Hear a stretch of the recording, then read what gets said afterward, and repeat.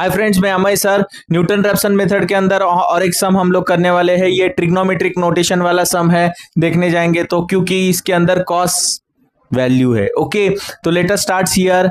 तो यहाँ पे देखो, कोई भी इक्वेशन दिया रहेगा आपको तो उसको फंक्शन एफ ऑफ एक्स करके हम लोग बोलते हैं। इसके अंदर x minus cos x -1। Okay, इसके बाद हमें root lies between find out करने रहते हैं। रूट लाइज बिटवीन, यहाँ पे मैंने स्टेप्स लिखे हुए हैं।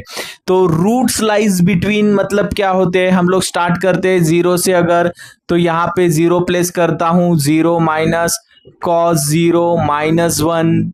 ओके, तो कॉस 0 ये 3 इंटू 0 0 ही हो गया।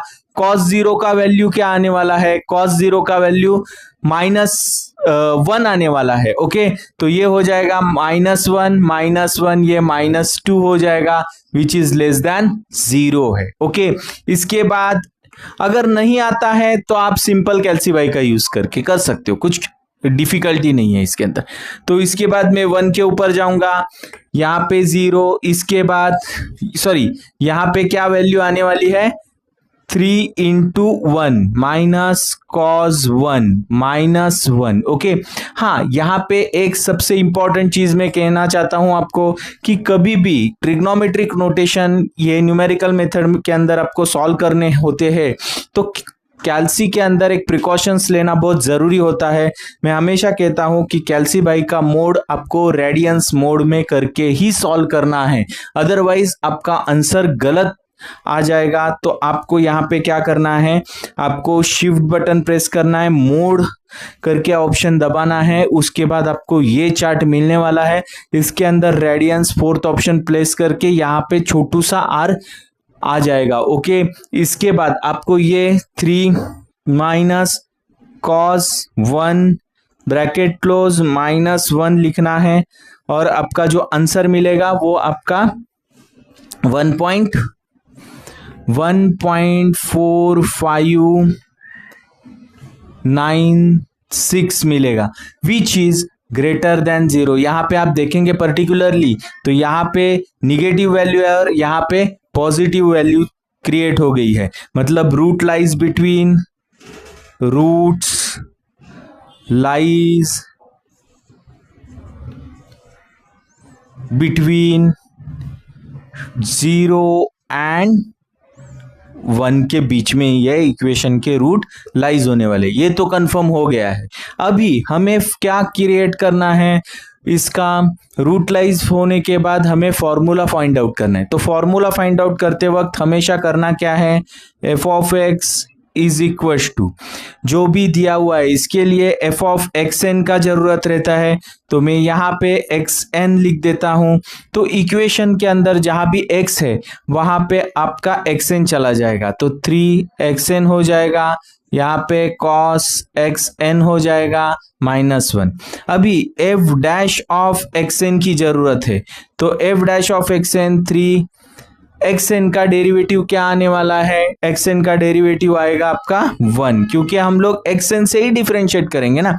तो cos का डेरिवेटिव क्या आएगा, cos का डेरिवेटिव आता है -sin xn और 0 जो है वो 1 जो है वो कांस्टेंट है, तो इसका डेरिवेटिव 0 आएगा। तो ये आपका क्या आने वाला है, 3 प्लस sin xn। ओके, तो यहाँ पे ये दोनों वैल्यू मिलने के बाद आपको ये पर्टिकुलर फॉर्मूला के अंदर ये सभी वैल्यूज क्या करने हैं, प्लेस करने हैं।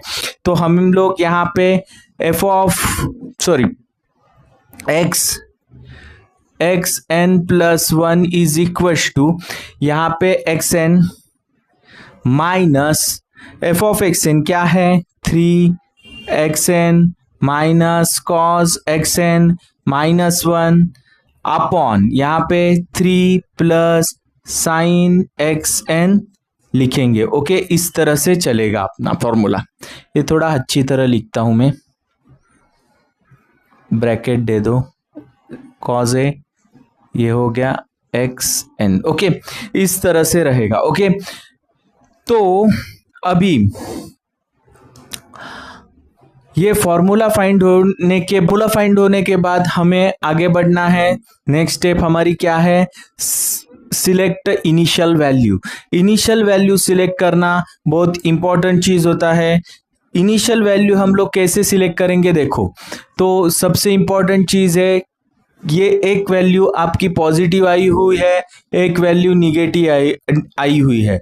निगेटिव क्या है, सॉरी, निगेटिव वैल्यू इस तरफ लिखते हैं और पॉजिटिव इस तरफ। तो निगेटिव वैल्यू -2 है, पॉजिटिव वैल्यू आपकी 1.4596 है। इन दोनों के बीच में कहीं तो जीरो है, यहाँ पे कहीं तो जीरो है। तो आप कैलकुलेट करो, देखो किसके नजदीक जीरो, किसके नजदीक है, पॉजिटिव के नजदीक है या निगेटिव के नजदीक है। ठीक है, ये बहुत इंपॉर्टेंट चीज होती है। तो आपको यहाँ पे देखो नियरेस्ट टू दिस वैल्यू है, तो मैं क्या लिखूंगा, और ये किसके वजह से मिली हुई है, ये 1 के वजह से, और ये 0 के वजह से मिली हुई है। तो मैं यहाँ पे लिखूंगा f(1) is value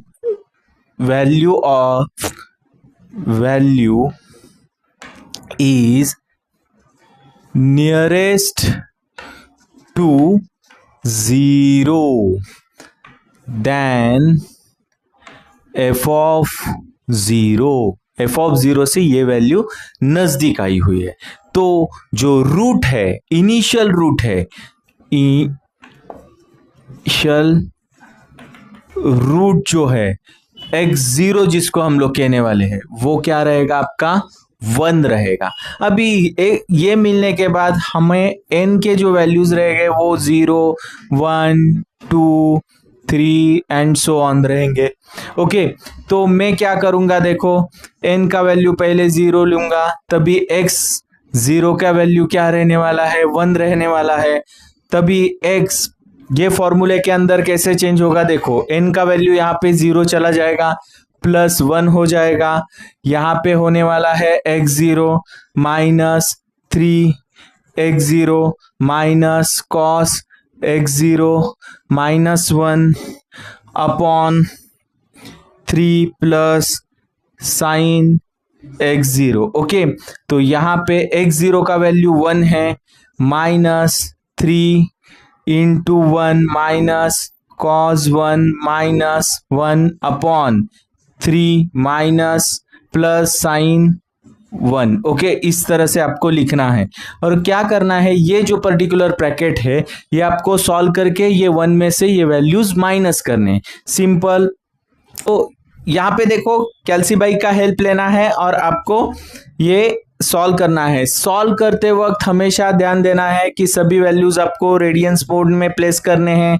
3 minus cos 1 bracket close, इसके बाद -1 bracket close divided by into bracket 3 plus sign 1 bracket closed. Okay, तो मुझे जो भी वैल्यू मिली है वो वैल्यू मैं क्या करूंगा, 1 में से माइनस कर लूंगा आंसर करके। तो जो भी x1 की वैल्यू मुझे मिलने वाली है वो है 0.6200। ओके, अभी ये x1 की वैल्यू है। ओके, तो यहाँ पे हमें n इज इक्वल टू 0 था, तभी x1 की वैल्यू मिली।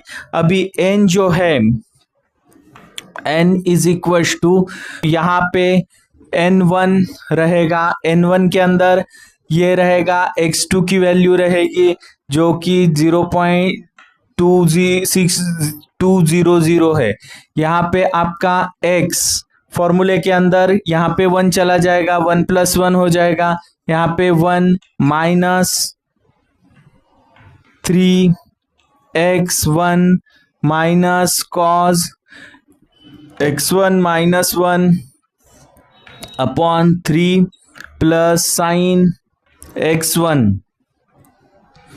ओके, तो यहाँ पे x2 is equal to 1 minus, अभी ये जो वैल्यूज है x1 के जो भी वैल्यूज है वो 3 into 0.6200 minus cos 0.6200 -1 upon 3 plus sign 0.6200 place करने हैं।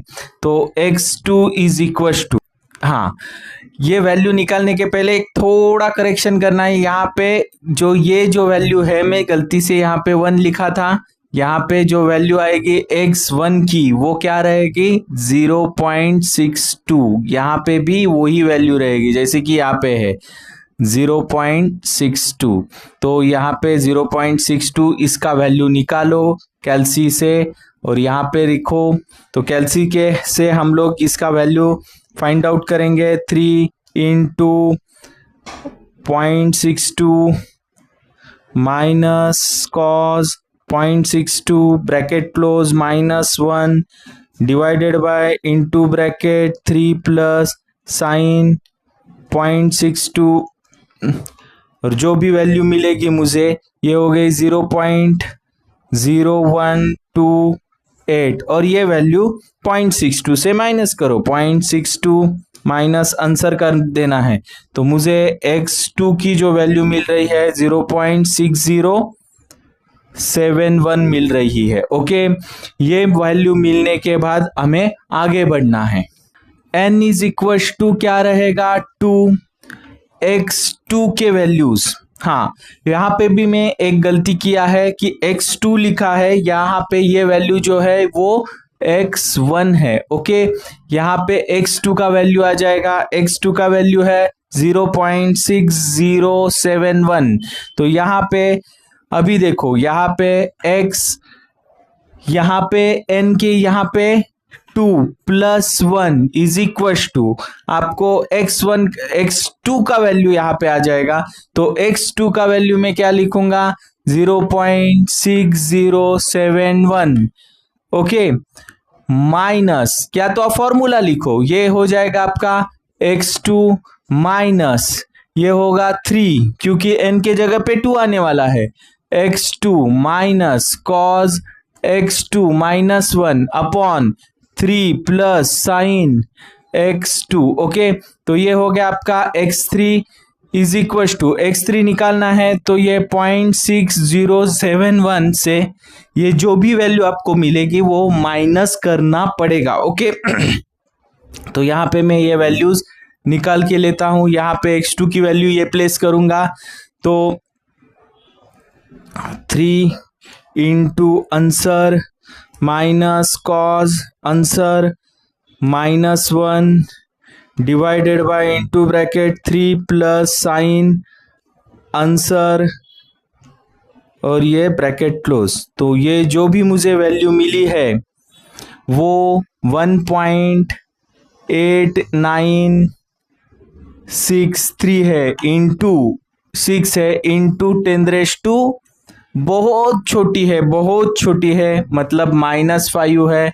तो यहाँ पे मुझे x3 की वैल्यू, ये वैल्यू मुझे इसमें से माइनस करनी है। तो इसके ऊपर असर नहीं पड़ने वाला है, देखो ये वैल्यू के ऊपर, क्योंकि बहुत छोटी वैल्यू है आंसर। तो यही वैल्यू हम लोग को मिलने वाले 0.0671। ओके, तो यहाँ पे देखो 4 डेसिमल तक हमारा जो आंसर ये है इसका रिपीटेशन हो रहा है, मतलब क्या है 3 डेसिमल प्लेसेस तक करेक्ट हो गया है। 3 से हम लोग 4 डेसिमल प्लेसेस तक करेक्ट निकाला हुआ है।